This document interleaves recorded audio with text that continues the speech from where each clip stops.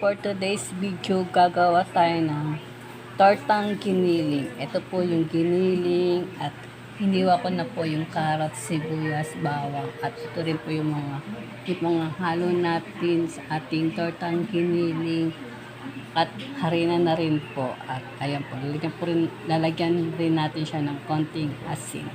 Ayan po guys, nilagay ko na po yung itlog. Haluin lang po natin siya guys. Lang guys. Ayan guys. Halo lang natin yung itlog sa giniling.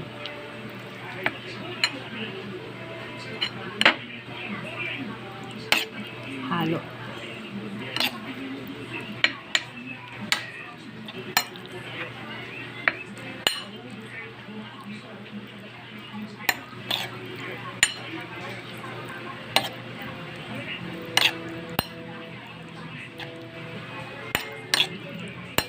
Ayan.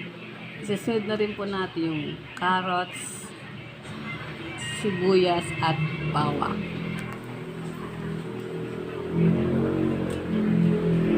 Guys, nilagay ko na po yung carrots, sibuyas at bawang. Haluin rin po natin po siya guys.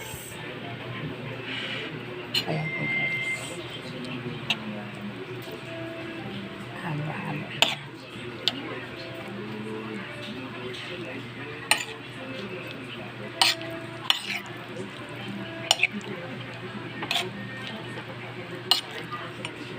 Ayan po guys, haluin lang po natin siya. Ayan guys, nilagyan ko na rin po siya ng magic sarap, pamintang durog, tsaka konting betchin at konting asin. Isusunod na po natin yung harina para po sa tortang giniling. Ayan po guys, nilagyan ko na po siya ng harina. Haluin lang po natin siya.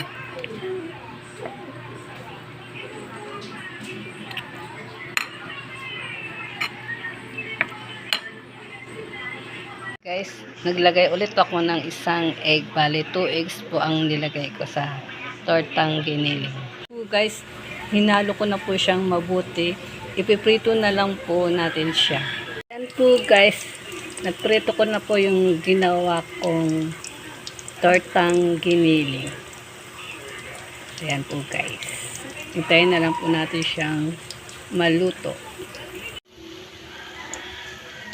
Ayan guys, luto na po siya. Hanguin na po natin siya. Ito na po ang ginawa kong tortang giniling.